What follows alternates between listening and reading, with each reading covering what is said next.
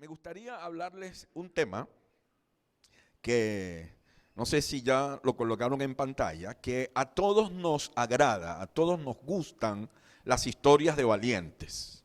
Créanme que cuando yo reviso mi historial de Netflix, de las películas que descargo y que veo, creo que casi todas tienen que ver con valientes. Personas emprendedoras, personas que se levantan ante la adversidad, personas que vencen obstáculos, que se levantan contra ejércitos. Y soy como que muy amante de ese tipo de historias. Y a usted también creo que le gustan las historias de valientes. Las historias de valientes emocionan, inspiran las historias de valientes. El asunto es que cuando hablamos de valentía, tenemos que hablar de un telón de fondo, ¿sí? Porque no se puede ser realmente valiente sin vencer otro personaje llamado miedo. Si tú y yo queremos ser realmente valientes, debemos ser personas sin miedo al miedo. ¿Quiere repetir eso conmigo? Sin miedo al miedo, ¿sí? Haz algo así, como no tenerle miedo al miedo.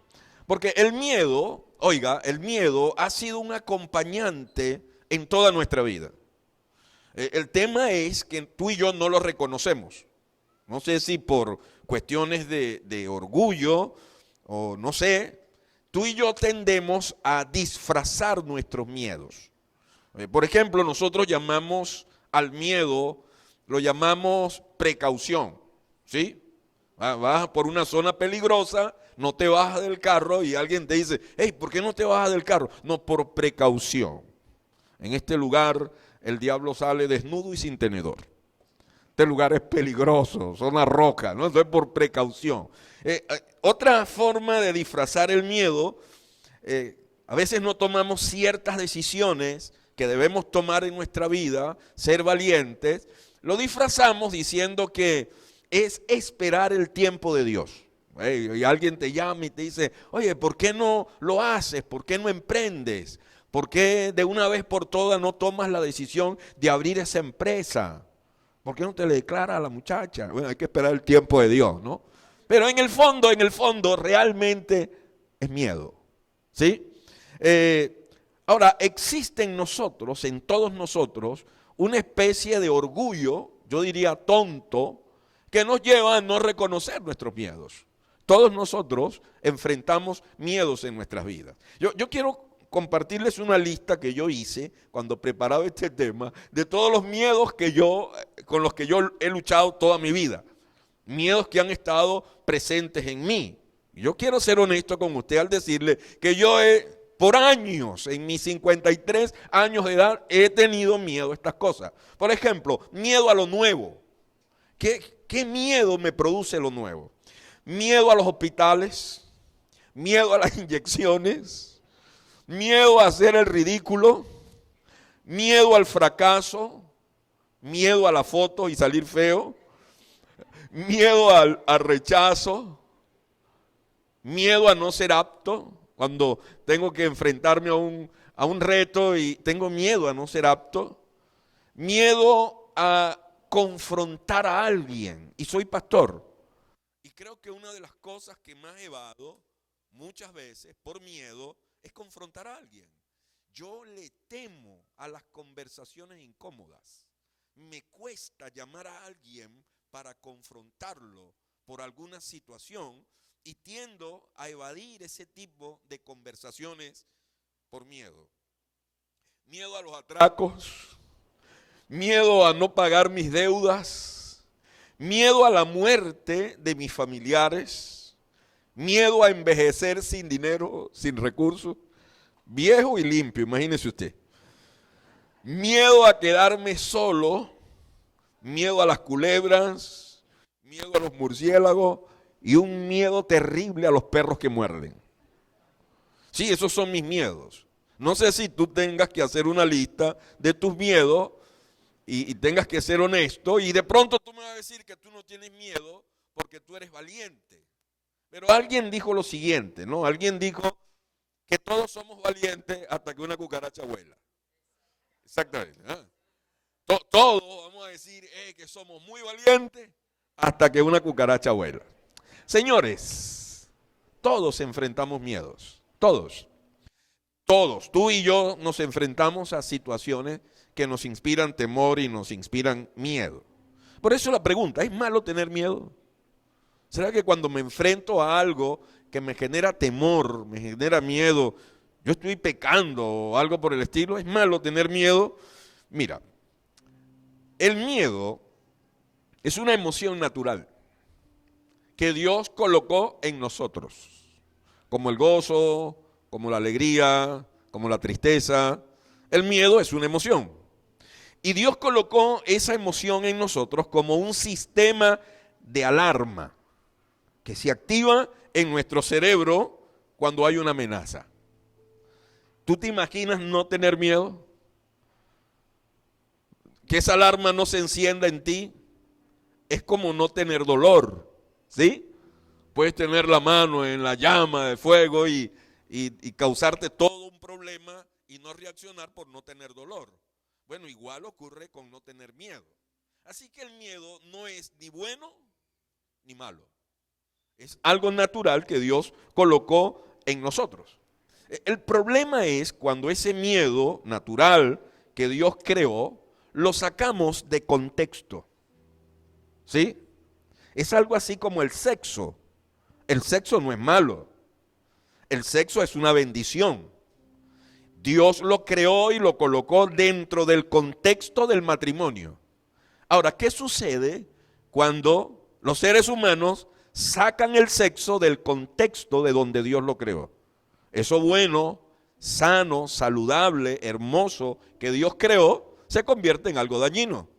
Algo que causa culpa, que genera una serie de distorsiones en nuestra vida. Igual ocurre con el miedo. El miedo puede salirse de control en nosotros. O sea, eso natural, esa emoción natural, puede hacernos algunas malas jugadas cuando se sale de control. Yo coloqué aquí algunas cositas que ocurren cuando el miedo se sale de control. Por ejemplo, el miedo nos afecta físicamente. Cuando hay personas que cuando tienen altas dosis de miedo en su vida, pues experimentan cambios en el cuerpo, dolor de estómago. Mire, yo le voy a ser bien honesto. Mi hija Chantal, ella tiene la particularidad que cuando siente mucho miedo sale corriendo al baño. Eso es particular en ella, ¿no? Cuando estaba en el liceo y me decía, papá, ora por mí, tengo un examen hoy muy fuerte o tengo que exponer en la universidad, me lo decía ya recientemente, y yo iba a buscarla en el carro y cuando llegaba le decía, hey, ¿cómo te fue con la exposición? Me dijo, papá, fui como 3 veces al baño. Ya, con eso me estaba diciendo que el miedo le hizo una mala jugada. El miedo nos afecta físicamente. El miedo también afecta a nuestra mente. Por causa del miedo nos invade la sensación de que algo malo va a ocurrir. Mi abuela decía, tengo por dentro un sentimiento maluco, ¿sí? Producto del miedo. Así que el miedo nos afecta también mentalmente. Y el miedo afecta nuestras acciones. Por causa del miedo, es probable que tú y yo no tomemos algunas decisiones que debemos tomar. Es probable que por causa del miedo tú y yo no actuemos en algunos casos en que tenemos que actuar. Es probable que por causa del miedo tú y yo nos detengamos y no avancemos. Así que el miedo fuera de control tiene un poder paralizante en nuestras vidas. Hay un versículo en 1 de Samuel capítulo 7, verso 11. Si lo lees, yo te lo coloqué en pantalla para que no tomes tiempo buscándolo, pero es la historia del momento en que Goliat desafiaba a Israel. ¿Has leído esa historia? Y durante 40 días en un terreno en donde estaban enfrentados los ejércitos de Israel y de los filisteos, pues los filisteos dijeron, hey, no es necesario que nos enfrentemos todos. Saquen un paladín que nosotros tenemos el nuestro, Goliat. Un tipo de 3,5 metros de altura, ¿sí? Entrenado para la guerra. Y Goliat salía de entre los filisteos, tú has leído esa historia, y desafiaba a Israel. Mira lo que dice el verso 11, dice, al oír lo que decía el filisteo, Saúl, el rey, y todos los israelitas se consternaron, ¿y qué tuvieron? Miedo. Eso produjo miedo. Así que en esa historia, cuando la leas, el enemigo de Israel no era Goliat. El enemigo, el verdadero enemigo, el verdadero gigante de ese día era el miedo. Era un miedo paralizante, desde el rey hasta el último hombre de Israel. Es un miedo fuera de control. Es lo que pasa cuando el miedo nos controla. Y esa emoción natural que Dios colocó en nosotros, como una alarma, se sale de control y entonces toma el control de nuestra vida, de nuestras acciones. Esta clase de miedo se torna en nuestra contra y hace algo terrible, nos impide avanzar. Créeme que yo conozco un montón de gente con potencial de lograr muchísimas cosas y de lograr cosas significativas en la vida y no lo han hecho por miedo. Y entonces el miedo los ha paralizado, el miedo los detiene.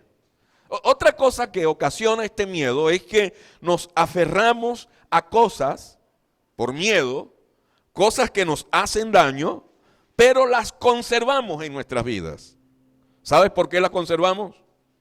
Por miedo a perderlas. Así que yo he encontrado personas con hábitos terribles en sus vidas que los esclavizan, que los destruyen y no toman la decisión de abandonar ese hábito. Personas con un trabajo miserable que los explota, que los mengua, que no les genera ningún tipo de recurso y no lo dejan. No toman la decisión de salir de ese trabajo. O personas con una relación tóxica, unidas a un hombre que unas mujeres que están unidas a hombres que las maltratan, que las humillan, que las vejan, que las abusan, y ellas no toman la decisión de romper con esa relación. ¿Sabe que una vez yo estaba predicando en Panamá, en una actividad de familia, y cuando terminé de predicar, se me acercó una señora y me dijo, pastor, necesito hablar algo con usted, tengo un gran problema en mi vida. Y así que nos fuimos a un rincón del auditorio donde estábamos, y ella empezó a contarme de su problema. Me dijo, sabe, yo por años he estado relacionada con un hombre malo, un hombre que ha causado problemas tremendos en mi vida. Este hombre es drogadicto, es violento, este hombre me maltrata, me ha golpeado, yo he tenido que denunciarlo varias veces para que se vaya de la casa. Y bueno, pastor, mire, este hombre ahora sí se fue y ahora anda con otras mujeres y me las pasa por enfrente de la casa como que si él estuviese haciendo una gran cosa. Y cuando ella me está contando eso, yo la detengo y le digo, cuénteme algo que no entiendo. ¿Cuál es el problema? O sea, si usted está hablando conmigo de este hombre, y entonces, ¿cuál es el problema? Porque yo en lugar suyo, yo estaría feliz que un vagabundo así ya no esté en mi casa. Yo estaría feliz de que un hombre así se haya ido de mi vida. ¿Cuál es el problema? Me dijo, ese es el problema. Que se fue, ¿sí? Tengo miedo de quedarme sola, me dijo. ¿Sabes? Prefiero mantenerlo a mi lado. Mi abuela decía algo así como que es mejor estar solo que mal acompañado. Pero esta muchacha no entendía eso. El miedo a no romper una relación con alguien que le hace daño por temor a quedarse sola. Entonces el miedo nos lleva a eso. Ahora, la pregunta es, ¿por qué conservamos esas cosas? ¿Qué nos ofrecen y cuál es nuestro miedo a perderlas? Sí, nos ofrecen algo. Y ese es el miedo que tenemos de perder ese algo. Nos ofrecen seguridad. Así que una persona que tiene un trabajo, que recibe un sueldo miserable, tiene miedo a perderlo porque algo es algo aunque sea poco. ¿Sí? Y entonces tiene miedo a perder eso poco y quedarse sin nada. O una persona tiene miedo a romper con una relación tóxica porque esa persona, aunque es tóxica, siempre está ahí. O tiene miedo a renunciar a un hábito de consumo de alguna sustancia porque esa sustancia le proporciona cierta sensación de placer y tiene miedo a perder esa área de confort y de seguridad que esa sustancia le proporciona. Tal vez hay personas que no renuncian a ciertas cosas porque esas cosas, aunque les hacen daño, entre comillas, les dan cierto espacio de seguridad. Ahora, eso no es nuevo, porque ver la circunstancia desde los lentes del miedo, cuando tú ves tu vida, lo que sucede, tu familia, el país, desde los lentes del miedo, eso siempre te va a ofrecer una mala mirada. ¿Sí? Anota esto y lo lees en tu casa con detenimiento, pero cuando tú y yo vemos la circunstancia, lo que nos rodea, lo que nos pasa y lo que nos sucede, desde los lentes del miedo, nosotros exageramos la dificultad. Nosotros minimizamos nuestras habilidades. Nosotros nos desanimamos fácilmente. Nosotros nos quejamos con frecuencia y nosotros nos rendimos ante la adversidad. Es lo que produce el miedo en nuestra vida. Escuche personas hablando del país desde los lentes del miedo. Ay, pastor, este país se lo llevó el diablo. Ay, pastor, esta gente va a volver a ganar. Ay, pastor, hay que orar a Dios, mire, que los ilumine o que los elimine. ¿Sí? Cuando usted escucha a alguien hablar de sus circunstancias con los lentes del miedo, siempre esa persona tiende a maximizar el problema. Ay, pastor, ese hombre que me tocó, terrible, ore por mí. El año pasado era un demonio, este año ya es Satanás, va subiendo en nivel, pastor. ¿Sí? Y empezamos a hablar de nuestros problemas como que a nadie más en el planeta Tierra le ocurren los problemas que a ti te ocurren. Solo ocurren en tu matrimonio, solo ocurren en tu país. ¿Te ha pasado eso alguna vez? De decir, oye, yo no sé qué pasó, ¿verdad? ¿Por qué Dios no me hizo nacer un poquito más allá, después de la frontera, en Cúcuta? ¿Sí? Yo en la crisis, Gustavo, yo viajaba y cuando yo pasaba la frontera, uno sentía otra cosa, ¿no? Y había gente que decía, esto aquí es el cantar de los cantares. Y del otro lado está el Apocalipsis. Una cosa así. El miedo. El miedo nos lleva a nosotros a ver las cosas así, a minimizar nuestras habilidades, creer que nosotros no podemos, que nosotros no tenemos la capacidad para vencer eso. Nos desanimamos, nos quejamos y nos rendimos. Y cuando revisas la Biblia, en la Biblia hay ejemplos de eso. Escenarios en que el miedo hizo esa jugada en personas y en grupos de personas. Yo te voy a hablar de una. Números 13 y 14. Son 2 capítulos. Y cuando leas estos 2 capítulos, números 13 y 14, quiero que pienses algo. El Israel, pueblo de Israel, del que está hablando el escritor de Números en este capítulo 13 y 14, es un Israel que ya había salido de Egipto. ¿Recuerda? Es un Israel que había visto a Dios dividir un mar. Es un Israel que había ya probado maná, una harina que descendía del cielo. Un Israel que ya había tomado agua que había salido de una roca. No leas esta historia sin perder de vista eso. Era un Israel que había visto de Dios cosas que estoy seguro que ninguno de los que estamos aquí esta noche han visto de Dios. Este Israel había experimentado a Dios de cerca. Y en un momento de su peregrinaje en el desierto, Moisés envía 12 espías a explorar la tierra hacia donde ellos se dirigían. ¿Sí? ¿Me siguen en la historia, no? Estos espías regresan y dan un informe de lo que ellos vieron. Y el escritor de Números 13 y 14 habla de lo que dijeron 10 de ellos. Yo cada vez que leo esta historia digo que estos 12 espías fueron 10 con unos lentes y 2 con otra clase de lentes, ¿no? Los 10 que yo hago referencia se llevaron los lentes del miedo. Y desde esos lentes ellos vieron todo lo que encontraron en esa tierra. Y ese fue su informe, desde los lentes del miedo. Yo quiero leerle algunas cosas que ellos dijeron. Números 13, verso 27. Dice: entramos a la tierra a la cual nos enviaste a explorar, y en verdad es un país sobreabundante. Una tierra donde fluyen leche y miel. Aquí está la clase de frutos que ellos producen, dijeron. Sin embargo, el pueblo que la habita es ¿cómo? Es poderoso. Y sus ciudades son grandes y son fortificadas. Hasta vimos gigantes allí, los descendientes de Anac.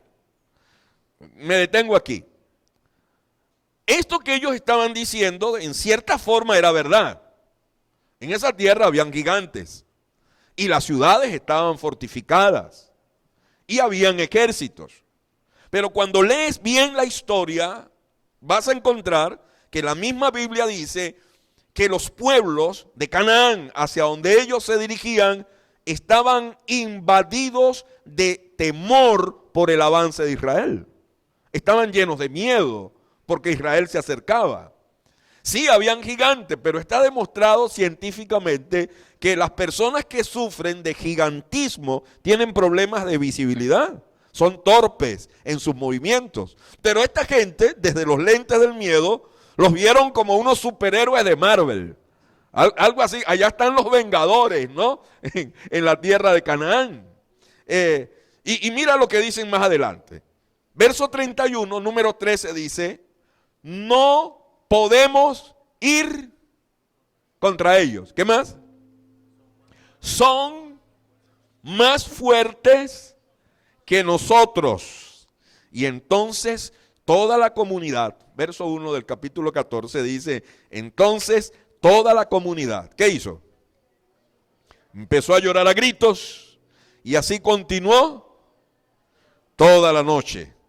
Sus voces se elevaron en gran protesta contra Moisés y Aarón.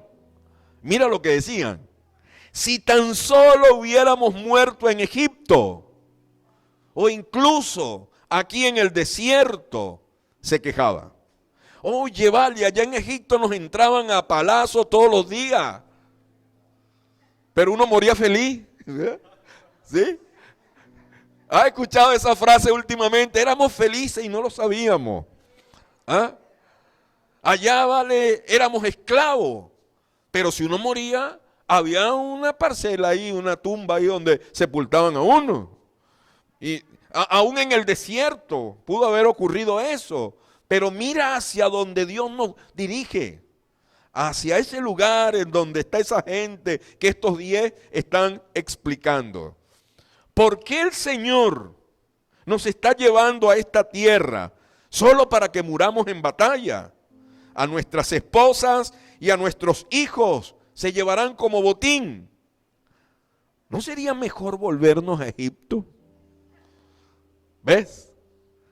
Es la voz del miedo. Es cuando el miedo toma control de nuestra vida. Ahora la pregunta es: ¿qué había en Egipto que ellos anhelaban regresar? Seguridad. ¿Sí?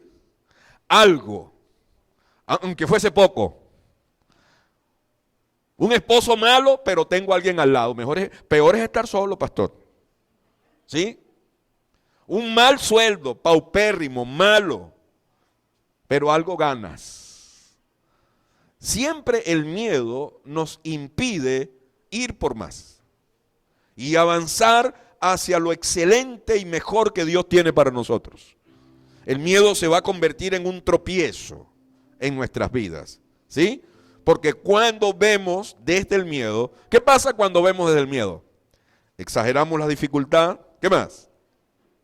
Minimizamos nuestras habilidades, nos desanimamos fácilmente, ¿qué más?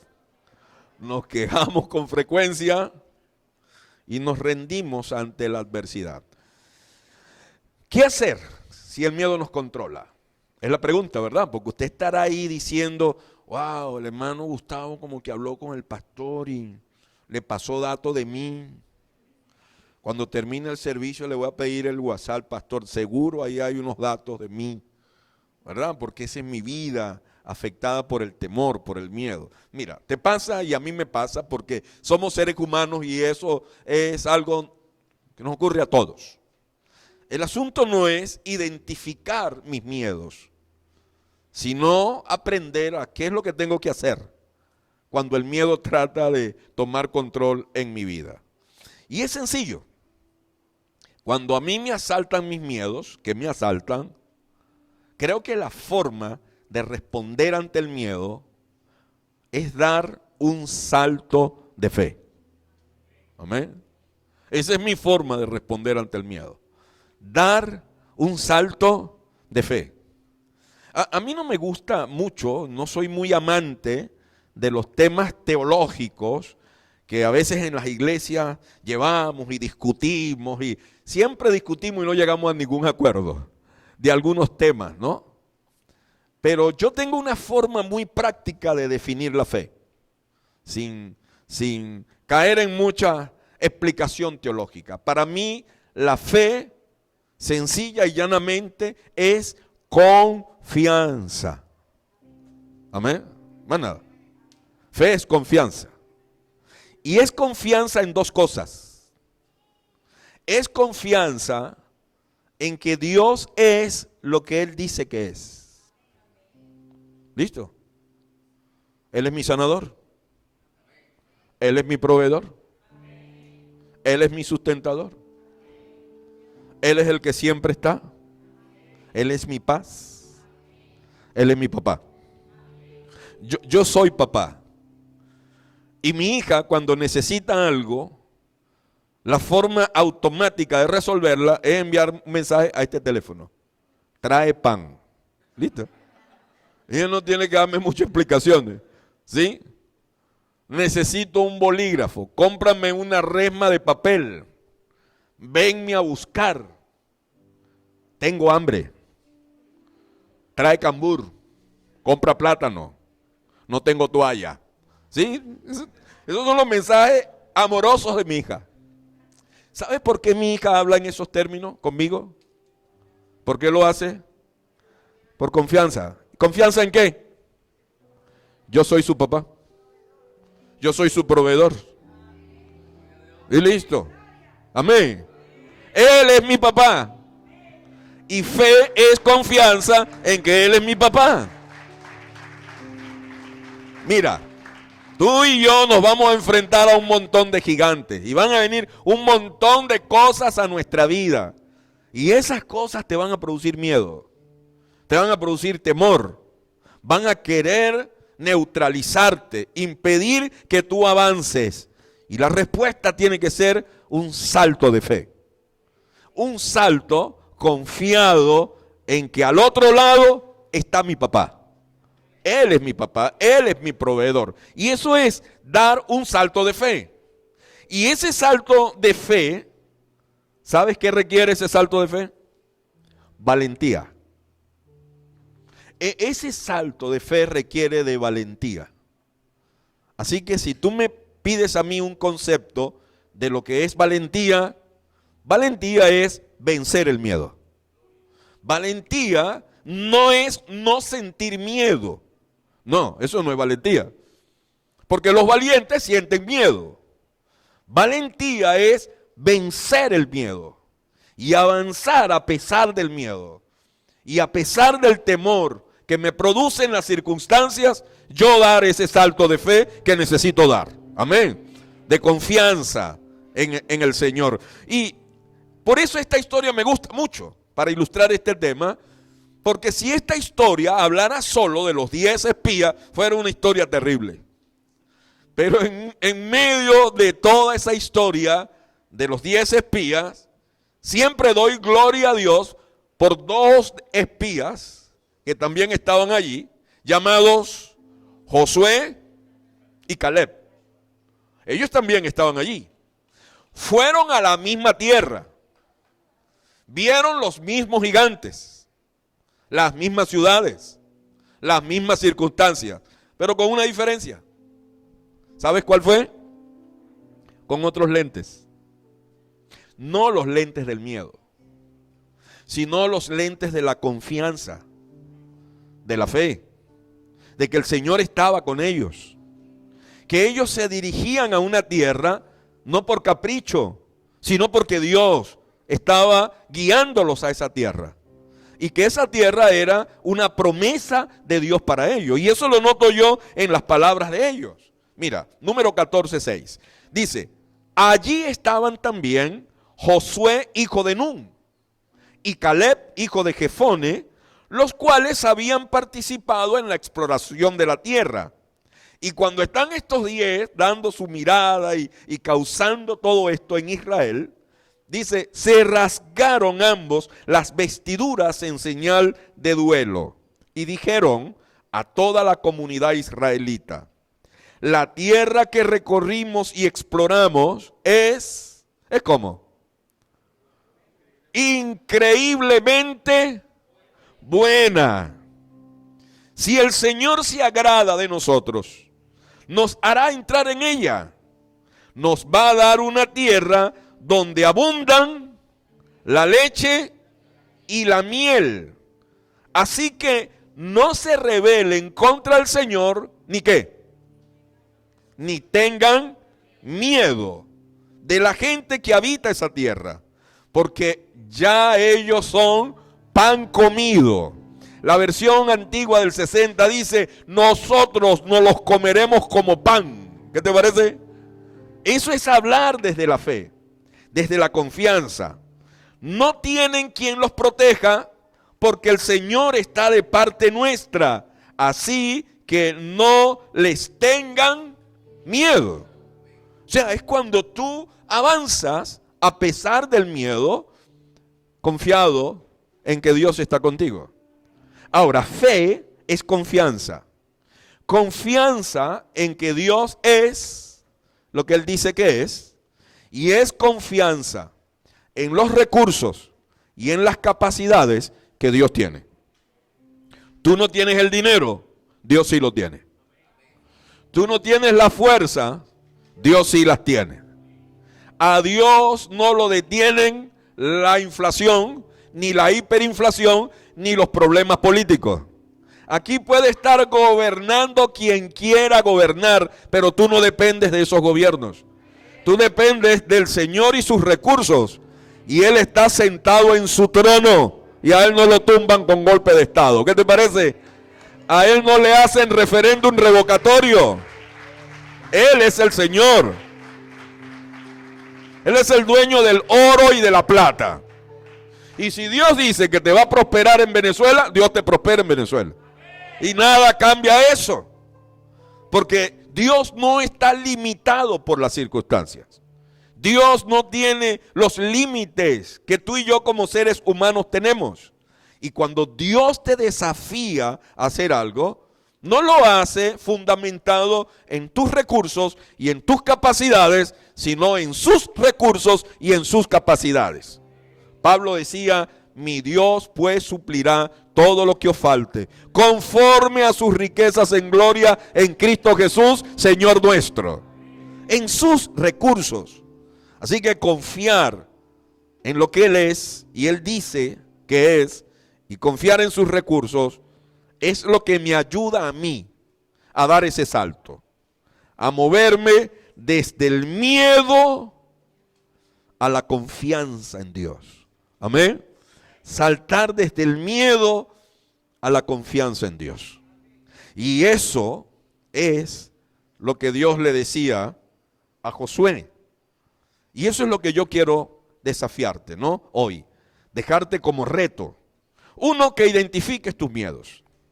Segundo, que seas honesto y puedas reconocer e identificar tus miedos. Otro, que puedas pedir ayuda en momentos de miedo a otros, ¿sí?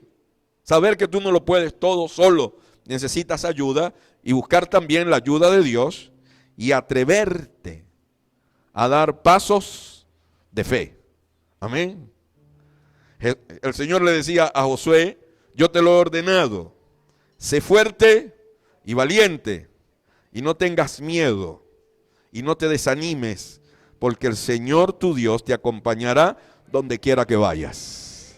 Mira que te mando, dice la versión del 60, que te esfuerces, seas valiente, que no temas ni desmayes, porque el Señor tu Dios estará contigo donde quiera que vayas. Amén.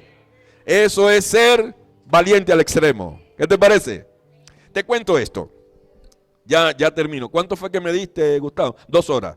No. Te cuento esto y termino. Oye, para que oremos. Año 2016.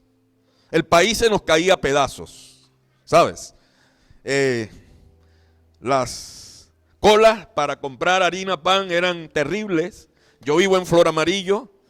Y yo tenía que pasar por allí cada vez que salía y ver personas que dormían, se quedaban desde la noche anterior para poder comprar 2 kilos de harina en Hiperlíder. Los mercados se vaciaron. Tú recuerdas ese tiempo, ¿verdad? Que caminábamos toda la avenida a la feria buscando maíz para molerlo, ¿sí? Que nuestros ojos se transformaron en rayos X, miramos bolsas en la gente, ¿dónde compraste leche? Y atravesamos las bolsas. Sí, era una situación tremenda en el país. El transporte público desapareció, así que era el tiempo en que la gente andaba en los camiones de baranda, moviéndose de un lugar para otro. Y todo eso lo vivimos. Los venezolanos comenzaron a irse a montones. Yo despedía a una familia todos los domingos, yo despedía una familia en la iglesia. Mi iglesia bajó de 3 servicios a 1 solo. Despedí amigos, líderes, equipo de trabajo, personas que colaboraban con mi ministerio. Yo realmente sentía que la iglesia se me caía a pedazos en las manos y yo no tenía ni siquiera la menor idea de cómo resolver eso. Te cuento que en medio de esa crisis, yo comencé a visitar a mi gente, iba a sus casas, oraba con ellos, trataba de animarlos. Y un día estoy visitando una familia hacia el oeste, hacia Tocuyito, y es un sector que se llama El Vigía, son barrios que se formaron en los bordes del vertedero de basura de La Guásima, ¿sí? La Guásima. Otro barrio se llama La Pedrera y otro barrio llamado El Vigía. Ahí vivía una familia que se movía desde allá hasta Flor Amarillo a congregarse con nosotros. Y yo ese día que estoy en casa de esta familia, sentado en el porche, conversando con ellos, comencé a ver unos niños en la casa de enfrente, parados en la acera de enfrente, comiendo mangos. Estos niños habían recolectado mangos y estaban comiendo mangos. Pero que desesperados, ¿no? Y uno de ellos me llamó la atención porque se comió el mango y la semilla la reventó para ver qué había adentro, a ver si se lo podía comer también. Y cuando yo estoy viendo eso, yo le digo a la señora, hey, ¿y esos niños? Ella me dijo, ay, pastor, eso es todos los días. Todos los días esos niños están recorriendo las casas buscando mangos y todo esto. Y algo comenzó en mi corazón a moverse. El cuadro de esos muchachos se quedó aquí en mi mente esa noche y la madrugada y el otro día y otro día. Y yo llamé a mi esposa y le dije, me está pasando algo raro. Esos niños no salen de mi mente, los tengo presentes. Y empecé a orar por eso. Y mi esposa me dijo, mira, ponte a orar, tal vez Dios quiere que tú hagas algo por ellos. Y me reuní con mi equipo de líderes, le dije, en nuestra planificación, le dije, me está pasando algo, le conté lo de los niños y les dije, estos niños no se salen de mi mente. Así que ellos me animaron a que fuera al barrio de nuevo. Pues me fui al barrio de nuevo y me reuní con el consejo comunal y les dije, mira, yo quiero hacer algo por esos muchachos. Cuéntenme. Y me dijo, bueno, pastor, aquí no hay nada, aquí no hay balones, no hay cancha, no hay nada. Y estaban cercanos a el Día del Niño y yo le dije, mira, se me ocurre algo. Yo con mi pequeña iglesia les voy a regalar la fiesta del Día del Niño de este año al barrio. Así que si no tienen balones, yo se los compro. Yo estaba como político de campaña, porque yo tampoco tenía plata, ¿no? Si no hay balones, así son los políticos, ¿verdad? Yo voy a hacer puente sobre el río, candidato, aquí no hay río. Bueno, les hago el río también. Bueno, entonces yo estaba ahí. Y con el Consejo Comunal, pues planteé la idea de que nosotros, desde Flor Amarillo, íbamos a atravesar la ciudad para ir a ese barrio a hacer la fiesta del Día del Niño de ese año. Y cuando vine aquí a la iglesia y me reuní con el equipo, ellos me dijeron, pero dime, ¿qué quieres hacer? Le digo, mira, quiero llevar un inflable, quiero llevar recreadores, pintacaritas, quiero llevar una actividad deportiva, un encuentro con los muchachos y quiero repartir unas 300 arepas. Y ahí todos se detuvieron. Me dijeron, mira, todo lo de lo inflable y la pintacarita y la cosa, todo está bien, pero el tema de las arepas, ese sí, de verdad revísalo. Porque me dijeron, mira, ¿tú crees que la gente va a pasar toda la noche haciendo una cola para comprar 2 kilos de harina pan y te lo van a dar a ti para que le hagas arepas a esos muchachos? Y dije, mira, yo no sé si me van a dar harina pan o no, pero de que vamos, vamos. Y yo sentía un impulso de Dios en hacer eso. Y lo hicimos. Así que el día que llegamos al sitio, yo tenía en mente, y era lo que había ofrecido, llevar un balón. Y ese día aparecieron 3 balones. Yo tenía en mente llevar un inflable y ese día aparecieron 2 casas inflables para que los niños jugaran allí. Y cuando íbamos a hacer la arepa, yo las pocas harinas que conseguí las llevé a un preescolar que estaba cercano, que lo dirigía una maestra que vivía en la comunidad y me dijo, pastor, aquí se pueden hacer las arepas que usted quiera hacer. Y cuando estoy en mi actividad, la gente que trabajaba conmigo me dijo, mira, tú necesitas ir a esa cocina porque hay un problema terrible en esa cocina y necesitas ir allá. Así que cuando me moví hasta la cocina, el consejo comunal y los vecinos habían tomado la cocina y no dejaban entrar a nadie. Y cuando yo llegué, ellos me dijeron, un momentico, pastor, no se preocupe, mire lo que pasó. Anoche tuvimos una asamblea en este barrio. Llamamos a todos los vecinos y el tema fue esta actividad. Y dijimos, ¿cómo es posible que este pastor loco venga de Flor Amarillo para acá a regalarles una fiesta a nuestros niños y nosotros no hagamos nada? Así que nosotros decidimos hacer las arepas. Y sí, mire, y ellos dijeron, hicimos un llamado a la comunidad. Y ahí esa mañana apareció queso, mortadela, mantequilla, harinas de todas las marcas. Y ellos se encargaron de las arepas. ¿Sabe cuántas arepas hicimos? 700 arepas. Yo he hablado y he predicado muchas veces de un Dios que multiplica panes y peces. Pero hoy yo te hablo de un Dios que multiplica arepas. Y le dimos arepa a todos los niños, Y nos sobraron arepas, así como la historia aquella. Y nosotros salimos con bandejas llenas de arepa a tocar las puertas de las casas y darle arepa a los más necesitados. Y eso fue una cosa espectacular. En lo que la actividad terminó, que recogimos todos nuestros equipos, de nuevo el consejo comunal. Y la gente y los vecinos y se acercaron y me dijeron, pastor, antes que te vayas queremos decirte 2 cosas. Número 1, gracias. Gracias por venir y regalarnos a nuestros niños un día de alegría. Aquí los evangélicos vienen, nos gritan, nos mandan al infierno, nos reprenden al diablo. ¿Qué no hacen? Y después se van y no sabemos de ellos. Pero tú no. Tú has venido con tu pequeña iglesia a bendecir a nuestros chamos. Y estamos agradecidos por eso. Y la segunda cosa que queremos pedirte, Tú no puedes hacer eso toda la semana. Sí, sí. ¿Te parece loco, verdad? Yo acepté. Yo acepté. Y por mi mente pasó el miedo a hacer el ridículo, a quedar mal, a no ser apto, a no tener los recursos. Y yo acepté.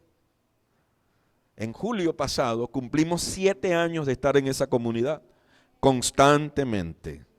Nuestra fiesta de aniversario fue con 200 niños. Y durante todo este tiempo, mi persona y mi pequeña iglesia hemos conocido al Dios dueño del oro y la plata, al Dios que provee, al Dios que ha estado allí supliendo todo lo que hemos necesitado.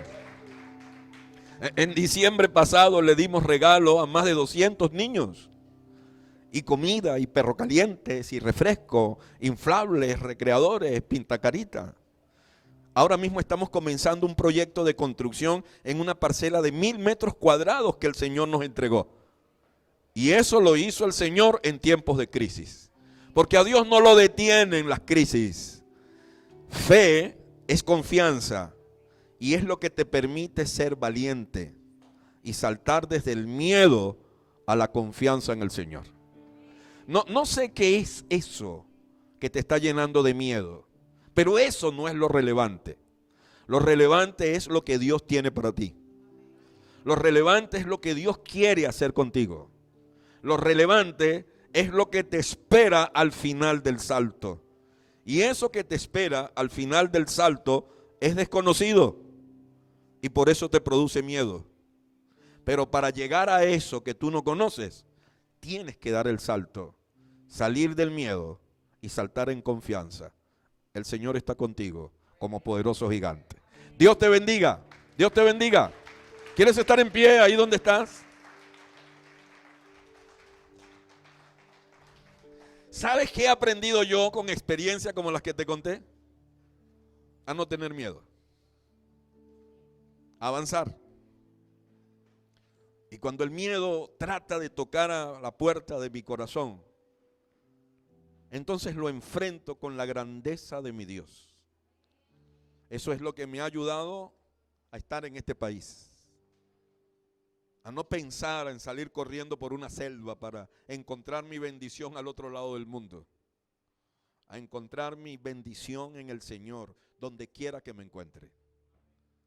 Yo creo que el Señor, en este tiempo difícil que nos ha tocado como nación, está formando gigantes y valientes, dispuestos a creerle a Él, a pesar de cualquier cosa. Amén. ¿Quieres inclinar tu rostro allí donde estás?